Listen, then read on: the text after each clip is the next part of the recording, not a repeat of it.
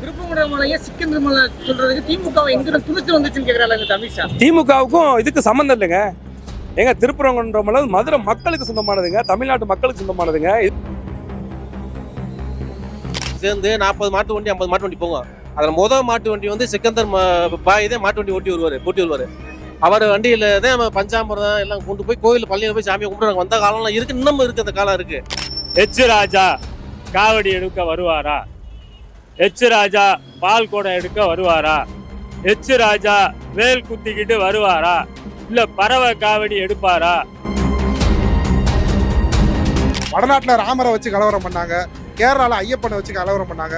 அதே மாதிரி தமிழ்நாட்டில் முருகருக்கு அதிக பேர் வழிபடுறாங்க அப்படின்ற காரணத்துக்காக முருகரை வச்சு ஒரு அரசியல் பண்ணுவோம், இங்கே ஒரு ஏதாவது ஒரு கலவரத்தை இருக்குவோம். இங்கே இருக்கிற சின்ன சின்ன சாதி கட்சிக்காரன், அந்த விலை போறவன். என்னை விசாரிச்சுக்க கொடிமங்கலம் என் பேர், கொடிமங்கலம் ஊர், சசிகுமார் என் பேர், திராவிடகுமார் என் பேர். நானும் பெரிய பெரிய முருக பக்தன் தான். பட்டை அடிச்சு குங்குமம் அடிச்சு வேலோட வந்து நிற்பேன் சிக்கந்தர் மலையில. நீயா நான் மோதிப்போ வாங்கடா வெண்ணேலா. இந்துக்களுக்குள்ளேயே தான் சாதி ஆணவ படுகொலை நடக்குது. இந்த கோவிலுக்குள்ள ஒரு குறிப்பிட்ட சமுதாயத்தை சார்ந்தவங்க போக முடியாத சூழல் இருக்கு. அதையெல்லாம் இந்த பிஜேபி அரசு என்ன பண்றது, இந்த மக்களை எப்படி கொண்டு போறது, ஆணவ கொலை எப்படி தடுக்குன்னு ஒரு திட்டம் போடாம